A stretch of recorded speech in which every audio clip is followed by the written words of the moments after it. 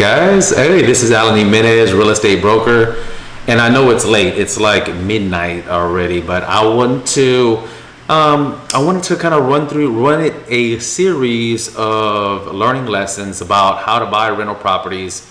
I know I've had a lot of questions over the years about people interested in buying rental properties because you can obviously become very, very wealthy. Some of the richest people in the world are in real estate, and they just hold doors. And what I mean, they accumulate lots of homes, they accumulate apartment complexes. They usually call them how many doors they own. That represents like private, like apartment complex may have be 16 units, then they'll say 16 doors. So how do you really get started in buying rental homes? And I hear it all the time. How do I get started? What do I need?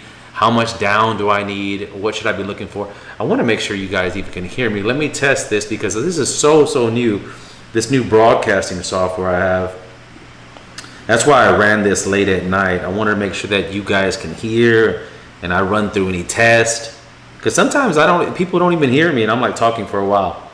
So new. Oh, no. This new broadcasting software I have. Okay, so you can definitely hear me. So all right, the number one thing you need to do is define your goals. You have to define your goals. What do you want to accumulate?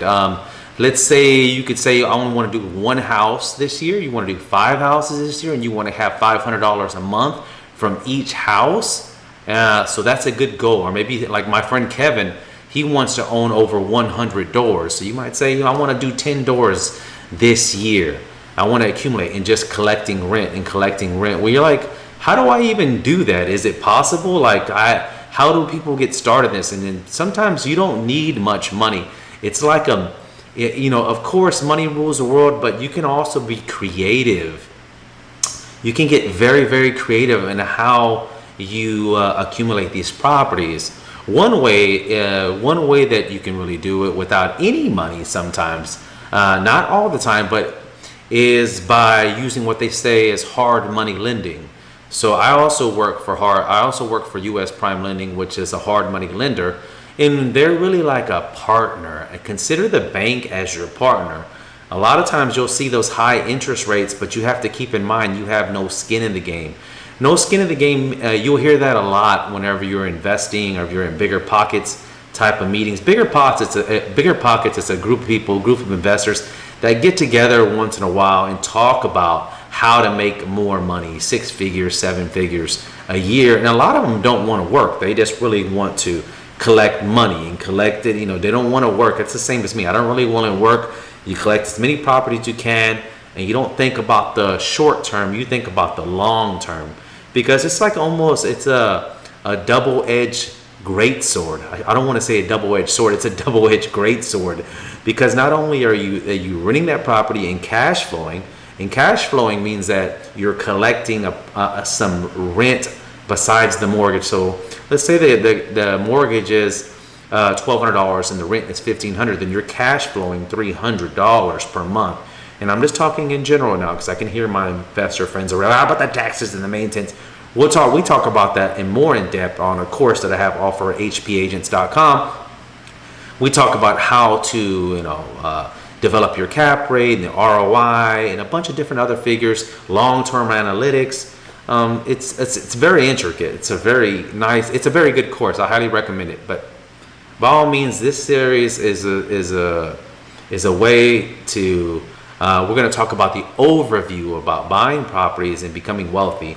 So number 2, we talked a little bit about defining your goals. You say, okay, well, I want to own 3 houses this year, and I want them cash flowing at least $500 a door, or $500 a home, or $500. In this case, we're going to say doors. Okay, for those who just tuned in, those doors means that each unit, like if you have an apartment complex, is 16 units in there. That's 16 doors. Okay, if you have one house, it's 1 door. Because what about the back door, side door? No, that's the way investors talk. We talk about doors. Okay, as each unit. Okay, so so you say that you have your goal for this year is to have 3 homes. We're just an example out there, or 3 doors, and they're all collecting at least $300 in profit. After you pay everything per month. That's one. Then, okay, secondly, we need to define your buying power. You're going to say, well, I don't have, maybe you don't have much money to get started. And if you don't have much money to get started, you have a couple of options. You really do. Don't think that you cannot get started by not buying properties because you don't have a dollar in the account or much money in the account. What you're going to need to do is you're going to have to work with some wholesalers, or you yourself are going to have to do some door knocking and hit the streets, because you're going to be looking for an off-market deal most of the time. You're going to be looking for something that doesn't hit the market, because when it hits the market, in Houston anyways, in Texas, it's about 90% chance that you're not going to get a good deal because it went to market.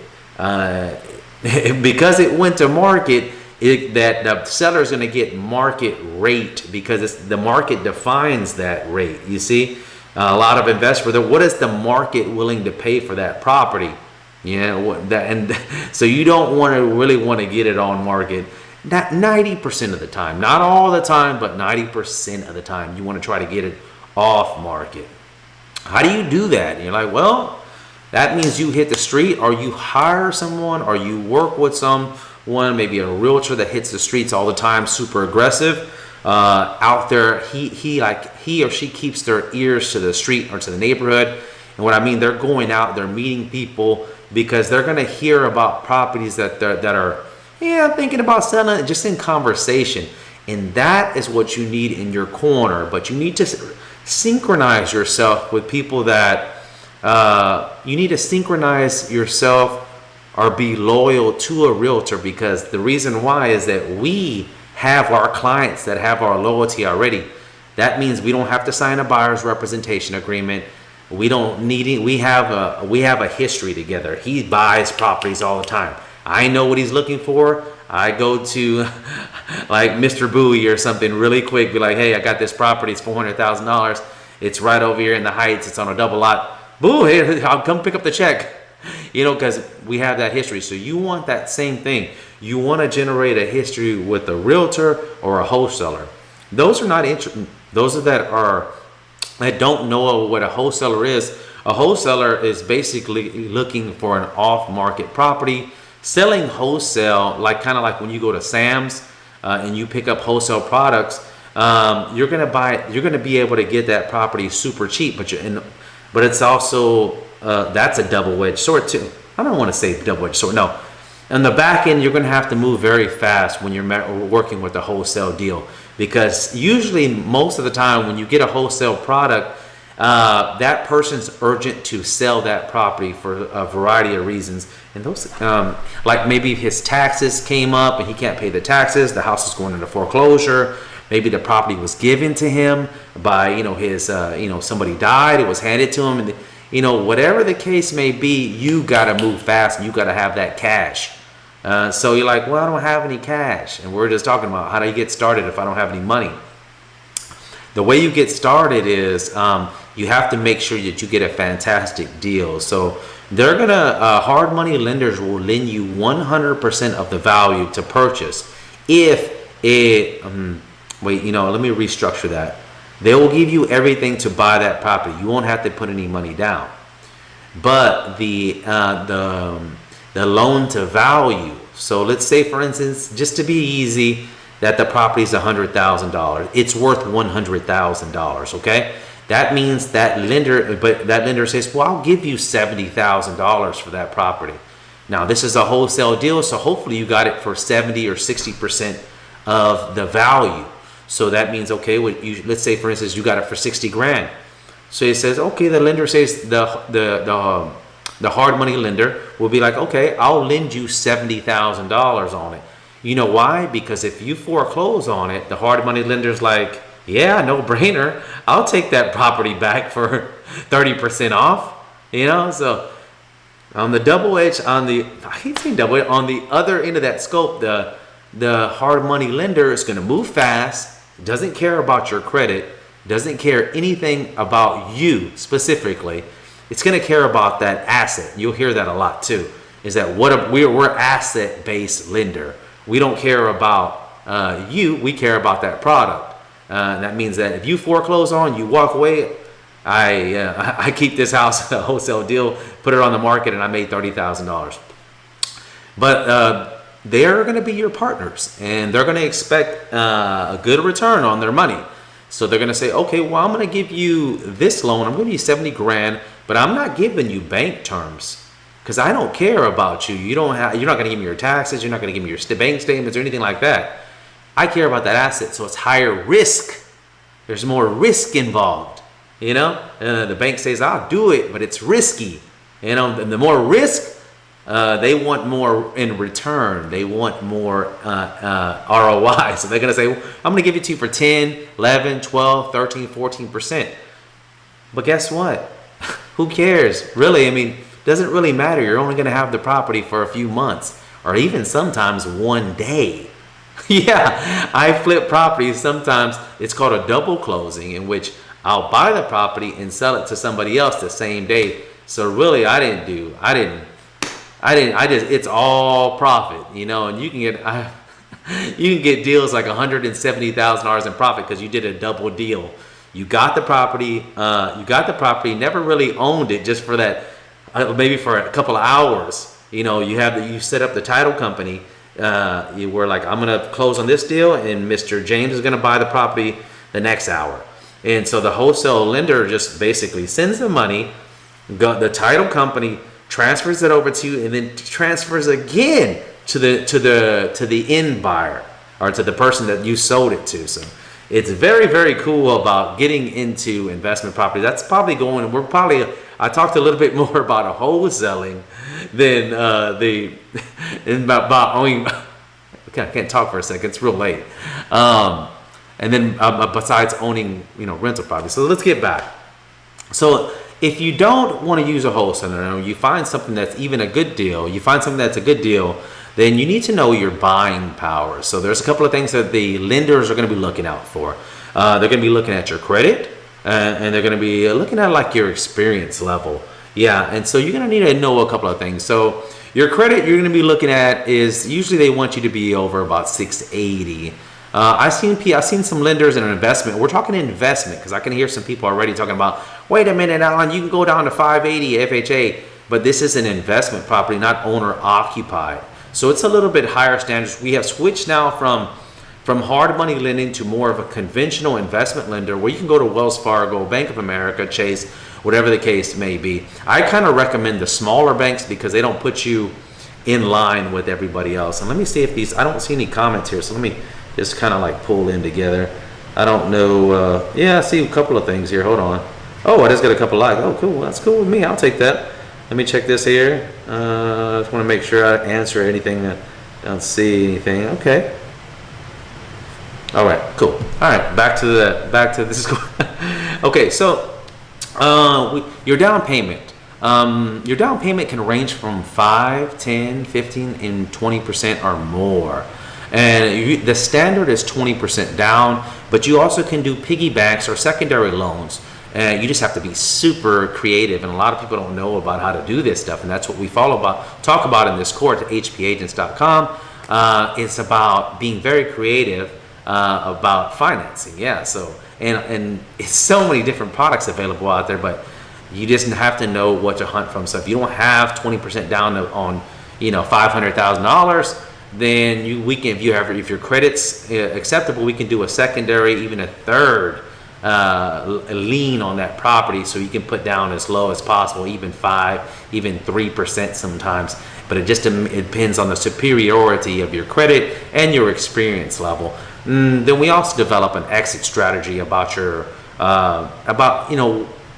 an exit strategy is basically telling you, hey, I'm going to go in there, I'm going to get them all filled up, and I'm going to sell them, or something similar to that. What's your exit strategy? The bank's going to want to know, what are you going to do with this property? Tell me what your plans are.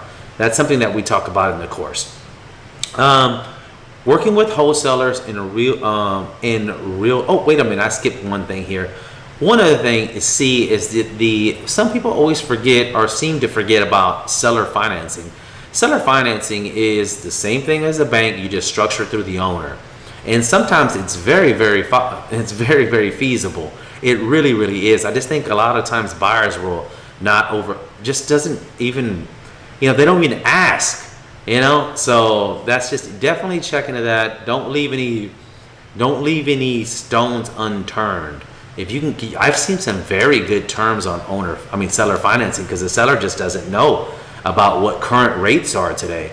So he'll think the rates are like, he looks on the news and they're like 3 or 4%, and where it's an investment property and this guy owns it, like he should be charging 6 or 7 or 8%, but he doesn't know any of this. So we got 3 or 4% rate on an investment term at just 10% down or something. It's just unheard of. So that's what happens when you get a bad realtor or a broker that doesn't know what they're doing. And of course, we talk about working with realtors and wholesalers.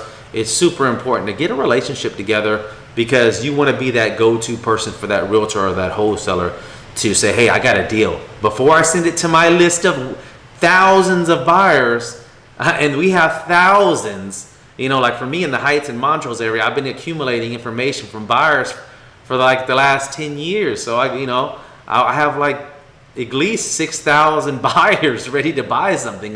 That's why I never have any inventory. I got that other property the other day over there in not Independence. I can't even think. It's how little late it is. In Brooksmith, I had it for 1 day. It sold. It's like, hey, I send it out to my people. They're like, yeah, come to get it. I set it $20,000 over. Anyways, defining an area and renting power. Okay, so this is where it's cool to have a good realtor on your side, because you don't want to buy in an area where it doesn't work with your strategy. So if you're going to be renting properties, you need to find what that property should be renting for. Show me the comps of comparable properties that have sold, and make sure to compare apples to apples. Don't compare like a Class C property to Class A. They have A like premier, B is okay, and C is like, and then D is just like, oh crap. So know what you're doing, and that's where it happens when you need a good realtor or a broker, because you don't want to get caught up in a property where like they just totally misled you, and they just wanted their commission, and it happens a lot. They just wholesaled it to you, and they got the $10,000, $20,000, $50,000 off you, and you can't even rent this thing out. So really, you want to define what that property should renting for. What's the competition look like? How many days on market that property stays on MLS? So you don't want a property that stays on MLS 6 months, 3 months. You should be the turnover rate 1 to 3 weeks. You get it up there, you get it on market price, and it gets filled. Because when that sucker's an empty house, that's just money, negative cash flow. You have to pay that mortgage. You don't want that. So you wanted to get in an area where there's a demand for it. And then of course you want to know, is it Class A, B, or C type of property? And then tell me what that Class C rents for. Very good information. So definitely write that down. And then know the numbers, price per oh gosh, this is late. Price per foot, and like I said, the price per foot each class. There's a lot of and then master that neighborhood, master that area. Get somebody that really knows that area, because just like the Heights, they have a bunch of different neighborhoods in the Heights. So Heights can go all the way up to Washington now. Washington Heights. So if you get a new realtor in there that kind of, oh yeah, this is the Heights. No, it's not. You're over there in Independence Heights. It's not zoned to this, and it just totally screwed up your market value. So, and even it's also a good idea if you're new, you can even try out 2 or 3 different realtors and get their various opinions.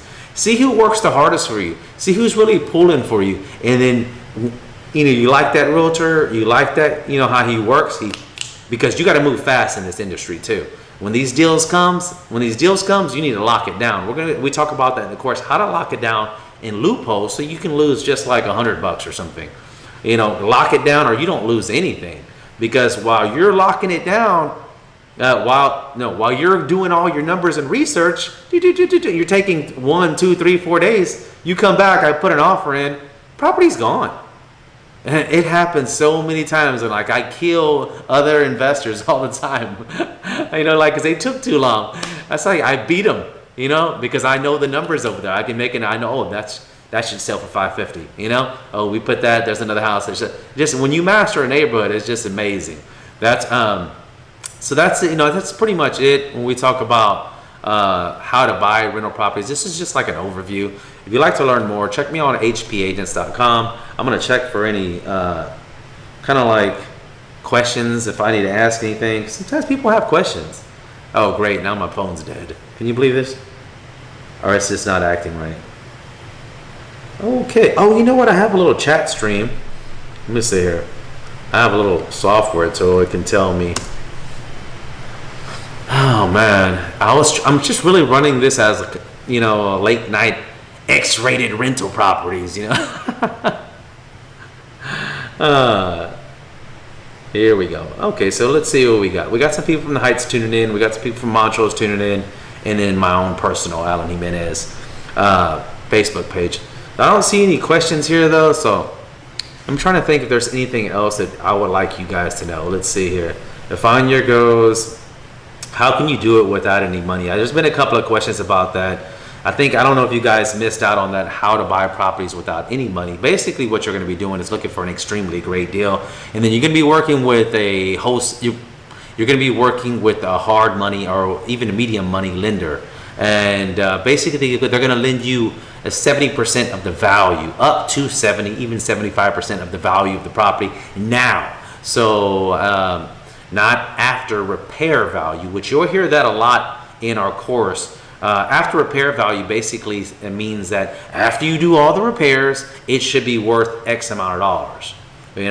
And just FYI, if you're planning to do that kind of calculation, make sure you put in holding costs and closing costs, and you have to do the closing costs twice because you have two closing costs, and they don't really do that. And holding costs is basically the mortgage payments that you're going to have to pay and the taxes and the insurance you're going to have to pay while you're flipping the property. So it's a lot of little things involved. We talk about that more in depth on hph.com. I'm a real estate broker. I've been doing this for 15 years. And I should be looking at the camera. I keep looking over here, but okay. So yeah, that's what I do. Let's see if I have any other questions before I turn off. Close. No, I think that's. Oh wait, what about looking for pre-foreclosures and finding a buyer for that home that is going to be foreclosed? Oh, Sugar. Okay, it's my buddy Sugar. What about looking for a pre-foreclosure and finding a buyer for that home that is going to be foreclosed? Okay, so I think if you're looking for a pre-foreclosure, that's actually calls urgency. It's a lot of urgency for that homeowner to sell that property. So that's super good for you. That's what you really need, and so that's where you would use. You can do a variety of things. You can put the property under contract. That means I have the rights to this contract, and we talk about that in the course. And then you could sell the rights to the contract for $10,000, $20,000, whatever the case may be. And you didn't use a penny of your money, not one penny, not one nothing. And this is how you make money that's just how you make money in wholesaling. That's another course I have. If you're interested in wholesaling, there's another. You go to hpagents.com. There's a wholesale course there. But yeah, and then finding a buyer for that home.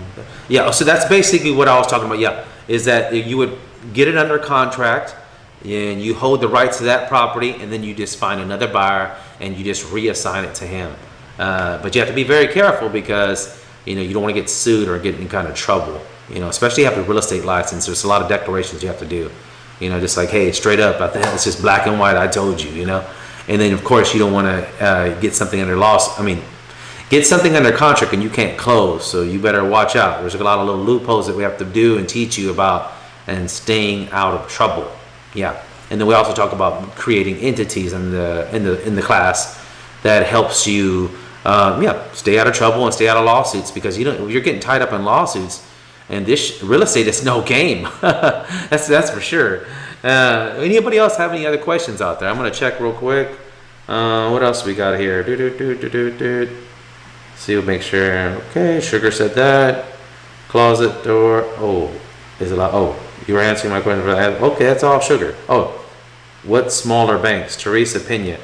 Oh, there's a lot of little smaller banks out there, like Frost or something like that. I'll send you over a list of little lenders. Just a neighborhood community bank, and like the ones that I don't go to when you're talking about big banks. I should all banks except Chase, Wells Fargo, Bank of America. Those guys are just really numbers to you.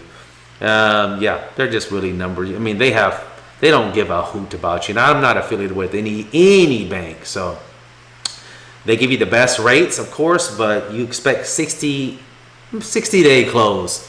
And you expect 60-day close, they'll get to you when they can. And unless you have millions and millions in the bank account, then they're not going to do anything special for you. So now the little banks, they do want to earn your business because, yeah, that's pretty cool. Yeah, I could see that they really want to try to help you and create a relationship because they're the little guys, man. They're fighting against Chase. Chase and Bank of America, they have hundreds of loans in their pipeline, if not thousands of loans. And your little $100,000 loan is nothing. Your $1 million is like a drop in the bucket for them. So, yeah, that's for sure. Let's see if I got any else things. We're just talking about smaller banks. I wish this little comment thing would work out, but it's just not working for some reason. All right, I think that's about it.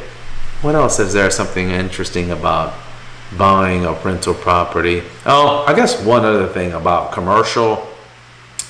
When you start buying apartment complexes, you have to be very careful because unfortunately, the homeowners and investors, they're somewhat sneaky.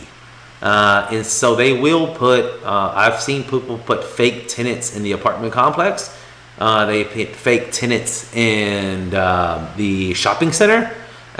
So yeah, it's a very, very, and see, they usually sell it by what they call a cap rate, how much money that you make in a percentage kind of. We'll talk about that more in the course. But so the more they feel, the more that you see that that property is generating cash, then you're going to give them more money. So let's say, for instance, it's putting $10,000 a month, $120,000 a year. Then he'll be selling to you he's going to say, well, give me a 10 cap at 1.2 million. Because it's generating 120,000. I'm just speaking in general now. I know there's a lot of people out there. What about the maintenance? Blah blah blah. We're just speaking in general, real quick numbers. So he's going to say, oh yeah, it's 100% full, and he put some fake tenants in there. So a good idea for you to do is to go out there to each tenant. Or you don't have to go to each tenant, but go over there, look around, poke around. You could knock on a few doors. Shopping centers, we have gone there before, and just talk with businesses. And I have done one recently where I just went to go talk in the dentist office right there on 1960. And guess what? He was leaving, and he's like, yeah, I already told the owner of the shopping center that I was already leaving. So that's how fraudulent these things are. These people are just borderline crooks. And it's just up to you to do your due diligence, And they don't quote me on this, but RESPA, the regulatory agency for commercial lending, it's not regulated. They're like, if you're smart enough to do commercial investing, you're smart enough to take care of this. There is on residential, but as far as commercial, nope, it's not regulated. It's kind of tripped out, though.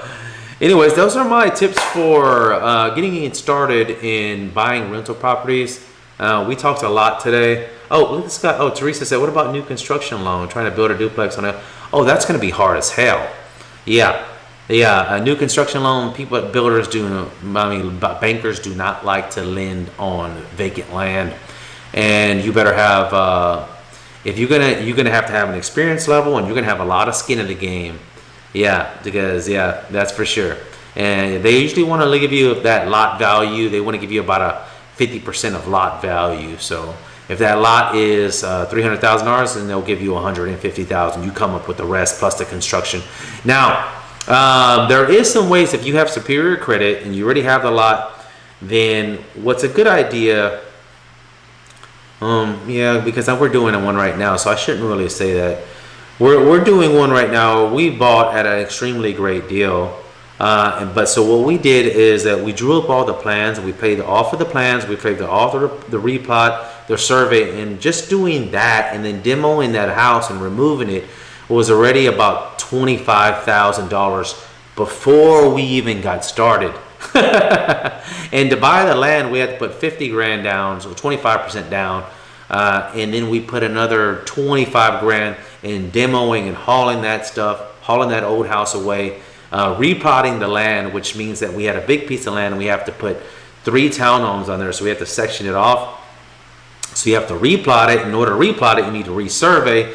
And then, I get that resurvey is not like a regular survey either. They're going to be looking for like underground stuff, and then like such like like gas lines and all kinds of stuff. This really specific survey, it's like $2,500. The replot's another $6,000 or $7,000.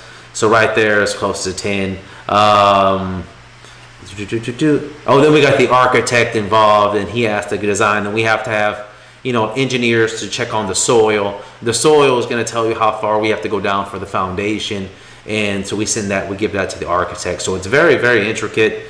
So yeah, I would not recommend getting in a construction loan to build a duplex. I'll probably just try to find one where you can rehab it if you're going to barely getting your feet wet.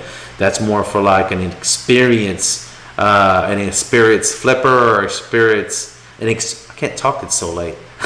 An experienced investor. Let somebody, yeah, definitely. I don't know for sure if you're very experienced in that, but if you are, cool. But be expecting 25% down minimum for the land, and you're going to be paying high interest rates, and you have to pay another 20, all for the replot survey and all this other stuff that you're going to have to do in order to get the designs, so you can get the permits, and then you take the designs and permits, and you give it back to the bank and say, hey, I need the loan for this construction, and then they're going to turn that into a construction loan, and then hopefully they give you some good terms. Hopefully we can go back. Yeah. Oh, thanks. No problem. Yeah, I'm just telling you from experience, man. I've been there, done that. I definitely would. She said thank you.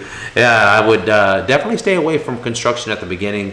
I would stick with some flips. Easy flips are really cool if you're going to be getting into flipping properties. Just start off with the easy stuff. Don't start doing additions and all kinds of crap. I mean, you're not going to make as much money, of course, but just stick to like granite, flooring, roof, paint, carpet. Get in there, get it the hell out of there, and put it back on the market. Get it cleaned up, get it back on the market. That's probably the coolest thing you can do, and I like doing that. You can make you an extra 20 or 30 grand doing that. It's not that hard. So what you want to do is if you want to start getting into flipping properties, and once again, align yourself with a great realtor that finds superior deals, or can just looks out or just gets good deals, and then he can reassign them to you, or even a wholesaler can reassign them to you. And then just look for the medium. If you're barely getting started in flipping properties, we have another course at hpagents.com. We talk about it in detail. It's only like $250. Come on, folks. I'm going to make you like $10,000 minimum the first deal. So it's just like a no-brainer.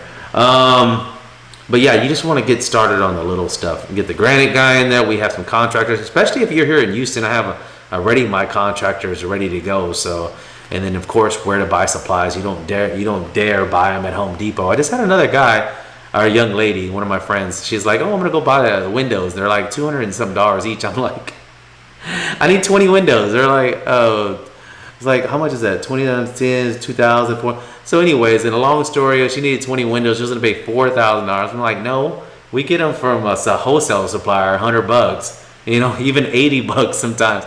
Just like that, just like I saved. She's like, oh my God. He's like, I just in a couple of words, just things that you pick up from people who have already been there and done that, is that like save just more than $2,000 on just one thing. And it's the same thing when it goes to like the 2x4s and 2x6s. I mean, the wood, the framing, and all this stuff really matters, because they're going to be nickel and dime your ass. And what that means is that they're going, okay, the sheetrock, it's only $1.37 at Home Depot. You're like, oh, that's cool. It's only $1.37, whatever it is, per foot, linear foot, whatever the number is. But you forget it's $1.37 times 5,000. You see? Like, I need 5,000. So those little pennies, so $1.37 to $1.27, that's where they get your ass. And the same thing goes with roofing. The same thing goes with 2x4s and 2x6s. You got to know where to pick your stuff up so you can save so much money. It's like all that stuff matters. All the little pennies start adding up. Some other things we talk about is like is running W-9s on everybody. Anybody that gets paid, run W-9 so we can save on the taxes. And you're like, I don't have time for that. They just want cash. Sorry. And guess what? They will pop out their, they will sign this W-9 if they want to get paid, And I don't care, hey, I just got to save this money. And that just goes with another thing we talk about, saving the money. Because it's not only about making the money, it's about keeping the money. Do you understand that? Did you hear that? I hope you did. It's not about just making it. It's about keeping it from old Uncle Sam. So, yeah, it's some cool tips, man. And check me out at hpagents.com. You won't go right. I even give it like a, what's that called? If you didn't learn anything from the course, give your money back. Because I'm not here to cheat people. I'm here to just make money with you. There's plenty of money to make here in Houston. If you want to also do a flip together, I'm doing a variety of flips right now, in which, they're just kind of like partnering with them. I bring the brains and my connections and get them going, and I take an X percentage from the profits. So if you want me to like sponsor you in that, no problem. We'll get you affiliated. We all make money, and then after 1 to 3 deals, depending on you can usually go by yourself. You can do it your own. You can do it your own. You don't need me to hold on, but it's good to have somebody with some experience level just to like, hey, hold on, what is that? I wish somebody would have taught me years ago. Oh, I had to learn the hard way. Oh, I really did. Anyways, it's late. Thank you for tuning in. If you like the video, do me a big favor. Hit the share, subscribe, like it, because it really is about making money, having everybody make. There's lots of money to be made out here. Maybe you can get to that right person, especially when I think about people doing wrong. They may be doing some illegal stuff and they don't even understand that there's so much money to be made out there and flipping properties or wholesaling or renting properties. It's just a whole different field, and it's totally legal. That's what I hope, that it lands in somebody's hands. I hope that it gets received by someone where they can actually benefit from it.